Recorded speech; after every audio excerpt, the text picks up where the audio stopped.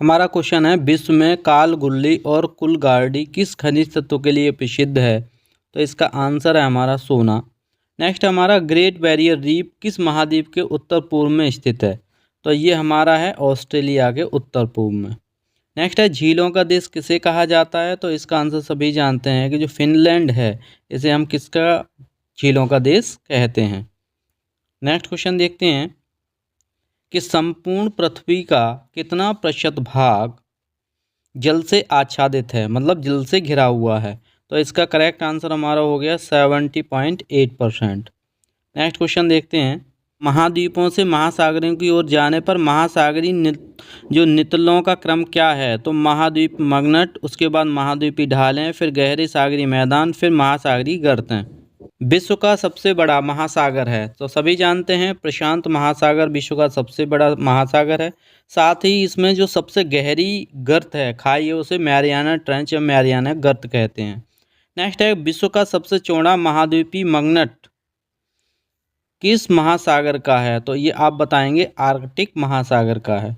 Next हमारा question है कि महासागरों की औसत गहराई कितनी है? तो जो महासागर हैं उसकी औसत जो गहराई है वो 3800 मीटर के समथिंग है। निम्नलिखित में से कौन सा गर्त अटलांटिक महासागर में स्थित है? तो ये डायमेंटिना जो गर्त है ये हमारा अटलांटिक महासागर में स्थित है। विश्व का सबसे गहरा गर्त कौन सा? अभी बताया था, ये मैरियाना जो गर्त है, मैरियाना ट्रेंच है, ये लगभग इसकी अगर गहराई की बात की जाए तो लगभग ये 11,000 मीटर गहराई पर है। नेक्स्ट हम क्वेश्चन देखते हैं कि सूची फर्स्ट और सूची सेकंड है उसको सम्मिलित करना है। तो इसमें है ब्रिटिश कोलंबिया द्वीप किस महासागर में है? तो ये हमारा प्रशांत महासागर में है। नेक्स्ट हमारा है ग्रीनलैंड द्वीप, तो जो ग्रीनलैंड द्वीप है वो अटलांटिक महासागर में है। मेडागास्कर द्वीप हिंद महासागर में। और लास्ट हमारा बचा जैमलिया द्वीप, ये आर्कटिक महासागर में है। तो हमारा ऑप्शन नंबर ए करेक्ट हो गया। नेक्स्ट देखते हैं, निम्नलिखित में से प्रशांत महासागर में स्थित है? तो जो अल्बाट्रोस पठार है ये प्रशांत महासागर में स्थित है। अब हम देखते हैं, नेक्स्ट हमारा क्वेश्चन है कि महासागरीय जल में सर्वाधिक मात्रा में पाया जाने वाला लवण है। तो सर्वाधिक मात्रा में जो लवण पाया जाता है वो सोडियम क्लोराइड है। इसका जो फॉर्मूला होता है वो होता है NaCl। इसी के साथ नेक्स्ट क्वेश्चन देखते हैं कि महासागरों की औसत लवणता कितनी है? तो महासागरों की जो औसत लवणता है वो 35% है। और सर्वाधिक लवणता वाली जो झील है वो वॉन झील है। महासागरों के सतही जल का तापमान किस ओर घटता जाता है? तो आप सभी जानते हैं भूमध्य रेखा से ध्रुवों की ओर जब जाते हैं तो सतही तापमान और उसमें अंतर आता जाता है। नेक्स्ट है हमारा कि महासागरीय जल में लवणता की सर्वाधिक मात्रा उत्तरी गोलार्ध में किस अक्षांश के बीच पाई जाती है? तो ये जो 20 से 40 डिग्री अक्षांश है इसके बीच सर्वाधिक लवणता पाई जाती है। विश्व की सर्वाधिक लवणता वाली झील कौन सी है? पहले ही आपको पता है, ये वॉन झील है। सर्वाधिक लवणता किस महासागर में पाई जाती है? तो ये इस ऑप्शन के अकॉर्डिंग अटलांटिक महासागर है। इसी के साथ नेक्स्ट क्वेश्चन देखते हैं, कथन और विचार हैं इसमें। तो इसमें देखना है, पहला पॉइंट है कि समान लवणता वाले स्थानों को मिलाने वाली रेखा समलवण रेखा कहलाती हैं। ये भी ऑप्शन कैसा है? करेक्ट है। महासागरीय जल का तापमान सर्वाधिक अगस्त में तथा न्यूनतम फरवरी में रहता है। ये भी करेक्ट है, 1 और 2 दोनों सही हो गए। केल्विन मापी पर परम शून्य ताप 0 केल्विन होता है, ये गलत है। तो परम शून्य ताप कितना होता है? ये होता है 273 केल्विन, आपको याद रखना है। तो ये गलत हो गया, 1 और 2 दोनों सही हैं, तो ऑप्शन नंबर हमारा सी करेक्ट हो गया। नेक्स्ट देखते हैं, तरंग की गति और तरंग की लंबाई किस पर निर्भर करती है? तो ये दोनों ही आवर्तकाल पर निर्भर करते हैं। निम्नलिखित में से एक जलधारा का उदाहरण है।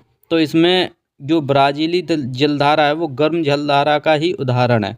बाकी की लिब्राडोर, कनारी और ग्रीनलैंड ये ठंडी जलधाराएं हैं। यूरोप महाद्वीप का गर्म कंबल नाम से प्रसिद्ध जलधारा कौन सी है? तो ये जो गल्फ स्ट्रीम है इसको हम यूरोप महाद्वीप का गर्म कंबल भी कहते हैं।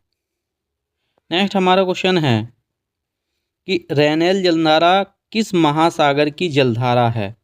तो ये जो जलधारा है ये हमारी अटलांटिक महासागर की जलधारा है। अफ्रीका, नेक्स्ट क्वेश्चन, अफ्रीका के सहारा मरुस्थल के निर्माण में सहायक जलधारा। तो इसके लिए जो सहायक जो जलधारा है वो हमारी कनारी जलधारा है। नेक्स्ट है बेंगुएला जलधारा प्रवाहित होती है। तो ये अफ्रीका से दक्षिणी पश्चिमी तट के सहारे ये प्रवाहित होती है यानी कि बहती है। नेक्स्ट क्वेश्चन देखते हैं कि महासागरीय जलधाराओं की उत्पत्ति के कारण, जो महासागरीय जो जलधाराएं उनकी उत्पत्ति के कारण क्या हो सकते हैं। तो पृथ्वी का परिभ्रमण और गुरुत्वाकर्षण, वायुदाब व पवनें ये भी इसके लिए जिम्मेदार होती हैं, और बाष्पीकरण व वर्षा यानी कि उपरोक्त सभी हो गए। नेक्स्ट क्वेश्चन देखते हैं हम कि सूची फर्स्ट और सूची सेकंड है उसमें जलधारा और महासागर हैं, इनको मैच करना है। तो सबसे पहले है जो एंडीज जलधारा है। तो एंडीज जो जलधारा है वो अटलांटिक महासागर की जलधारा है। एंडीज ए ऑप्शन 4 से रिलेट हो गया।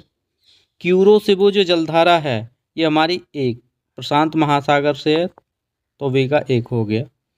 अब देखते हैं अगुलहास जो जलधारा है। तो जो अगुलहास जलधारा है वो हमारी हिंद महासागर में है, तो ऑप्शन नंबर 2 लास्ट बचा। अलास्का, अलास्का किस में है, प्रशांत महासागर में, तो ऑप्शन नंबर कौन सा हो गया, बी। नेक्स्ट हमारा क्वेश्चन, निम्नलिखित में से कौन सी जलधारा उत्तरी गोलार्ध में बहती है। तो उत्तरी गोलार्ध में बहने वाली जो जलधारा है वो ओयाशिबो जलधारा है। निम्नलिखित में से ठंडी जलधाराओं का समूह है। तो ठंडी जलधारा अभी आपने पढ़ी थी कनारी, पेरू, फॉकलैंड और बेंगुएला, ये सभी जो जलधाराएं हैं ये हमारी ठंडी जलधाराएं हैं। नेक्स्ट क्वेश्चन देखते हैं, वायुमंडल में सर्वाधिक मात्रा में कौन सी गैस पाई जाती है। तो इसका आंसर सभी जानते हैं, नाइट्रोजन सर्वाधिक मात्रा में पाई जाती है, उससे कम ऑक्सीजन होती है, तो इसका ऑप्शन सी करेक्ट हो गया। निम्नलिखित में से कौन सी ग्रीन हाउस गैस है। तो ग्रीन हाउस गैस ये सभी हैं, मीथेन भी होती है, कार्बन डाइऑक्साइड और जल वाष्प, ये सभी ग्रीन हाउस गैस के अंतर्गत आती हैं। विश्व ओजोन दिवस ये 16 सितंबर को मनाते हैं। क्षोभ मंडल की परत से औसत ऊंचाई कितनी है, यानी कि धरातल से क्षोभ मंडल की जो ऊंचाई है वो लगभग कितनी है। तो ये लगभग 13 किलोमीटर लगभग मानी जाती है। कुछ स्थानों पर ये कम और ज़्यादा हो सकती है। निम्नलिखित में से किस मंडल को संवहन मंडल भी कहा जाता है। तो जो संवहन मंडल है उसे हम क्षोभ मंडल भी कहते हैं। वायुमंडल में सबसे अधिक ओजोन का संकेंद्रण किस परत में होता है। तो ये समताप मंडल में होता है। नेक्स्ट हमारा है, वायुमंडल की सबसे ऊपरी परत को क्या कहा जाता है। तो उसको बहिर्मंडल कहा जाता है, एक्सोस्फीयर।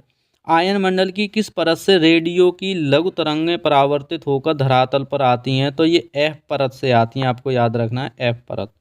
क्षोभ मंडल में प्रत्येक 1000 मीटर की ऊंचाई पर जाने पर औसतन कितने डिग्री सेल्सियस तापमान में कमी आती है। तो आप बताएंगे 6.4 डिग्री सेल्सियस तापमान में कमी आती है। नेक्स्ट हमारा है कि संचार उपग्रह किस मंडल में अवस्थित है। तो संचार जो उपग्रह होते हैं वो आयन मंडल में होते हैं। क्षोभ मंडल और समताप मंडल के बीच स्थित सीमा क्या कहलाती है। इसे क्षोभ सीमा कहते हैं। नेक्स्ट हम देखते हैं कि वायुमंडल की परतों का सही क्रम। तो सही क्रम ये है कि सबसे पहले क्षोभ मंडल आता है, उसके बाद समताप मंडल, उसके बाद मध्य मंडल, फिर आयन मंडल और लास्ट में आता है हमारा बहिर्मंडल। ऑप्शन नंबर कौन सा हो गया, सी हो गया। नेक्स्ट देखते हैं कि समुद्र तल पर औसत वायुमंडलीय दाब कितना होता है। तो औसतन जो वायुमंडलीय दाब होता है वो 1013.25 मिमी बार होता है, mm बार, यानी कि जो दाब उसका मात्रक क्या होता है, दाब का मात्रक हमारा बार होता है, आपको याद रखना है। नेक्स्ट है असत्य कथन का चयन कीजिए। तो इसमें से असत्य कथन देखना है हमें, तो चेक करिए। वायुमंडल मापने के लिए इकाई बैरोमीटर, इसे मिलीबार और पास्कल में भी मापा जा सकता है, यही गलत है, गलत कथन ही पूछा है।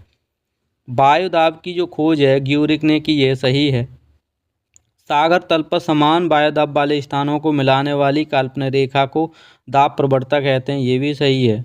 धरातल की ऊंचाई की ओर जाने पर वायुमंडलीय दाब में कमी होती है, ये बिल्कुल सही है। इसमें आपने सुना होगा ये क्वेश्चन कि पहाड़ों पर जाने पर नाक से खून आना स्टार्ट हो जाता है, क्योंकि हमारे शरीर का दाब अधिक होता है और ऊपर जैसे ही जाते हैं हम अधिक ऊंचाई पे तो वहाँ दाब कम हो जाता है, इससे हमारी नाक से ब्लीडिंग स्टार्ट हो जाती है। नेक्स्ट है हमारा डोलड्रम पेटी का विस्तार पाया जाता है। तो जो डोलड्रम पेटी है इसका विस्तार देखेंगे तो 5 उत्तरी अक्षांश से 5 दक्षिणी अक्षांश के बीच होता है।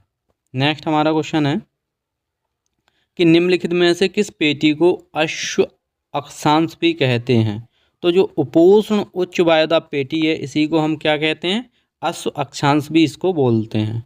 नेक्स्ट हमारा क्वेश्चन है उपोष्ण उच्च वायुदाब कटिबंध के उपध्रुवीय निम्न वायुदाब कटिबंधों की ओर जाने वाली या चलने वाली पवनें किस नाम से जानी जाती हैं। तो इन्हें हम पछुआ पवनें भी कहते हैं। तो ऑप्शन नंबर सी करेक्ट हो गया। नेक्स्ट हमारा है क्वेश्चन कि विश्व के किस समुद्री क्षेत्र में गरजता चालीसा पवनें प्रवाहित होती हैं। तो जो गरजता चालीसा जो पवनें हैं वो हमारी 40 डिग्री दक्षिणी और 50 डिग्री दक्षिणी अक्षांश के मध्य चलती हैं। इसमें असम्मिलित जो कथन है उसका पवनें और देश, तो यामो है वो जापान में, ये करेक्ट है। पैम्पेरो अर्जेंटीना, ये करेक्ट है। नॉर्वेस्टर ब्राज़ील, यही असत्य है। असत्य का पूछा तो हमारा ऑप्शन नंबर कौन सा हो गया, सी करेक्ट। और सिस्टन ईरान में, यही सब सही है। अब नेक्स्ट हमारा क्वेश्चन है सूची फर्स्ट और सूची सेकंड को मैच करना है। पवनें और उनका क्षेत्र दे रखा है तो देखते हैं। सबसे पहले है खमसिन, तो जो खमसिन है वो मिस्र में बहने वाली पवन है। नेक्स्ट है बोरा, तो बोरा है वो एड्रियाटिक महासागर में चलती है। नेक्स्ट है लू, लू सभी जानते हैं उत्तरी भारतीय मैदान में बहती है लू, ये भारत की। और एक है हरमट्टन, तो ये पश्चिमी अफ्रीका में। तो ऑप्शन नंबर हमारा ए करेक्ट हो गया। ये बहुत ही इंपॉर्टेंट क्वेश्चन है, आपको याद रखना है इसको। नेक्स्ट है किस पवन को डॉक्टर पवन भी कहा जाता है। तो जो हरमट्टन पवन है इसको हम क्या कहते हैं, इसे हम डॉक्टर पवन के नाम से भी जानते हैं। सिरोको पवन का स्थानीय नाम क्या है। तो सिरोको पवन को गिबली भी बोला जाता है, लेविश भी बोला जाता है और चिली भी बोला जाता है। निम्नलिखित में से कौन सी, इसका आंसर करेक्ट हो गया हमारा डी। निम्नलिखित में से कौन सी ठंडी पवन नहीं है। तो ठंडी पवन कौन सी नहीं है, ब्रिक फिल्डर, ये कैसी नहीं है, ठंडी पवन नहीं है, ये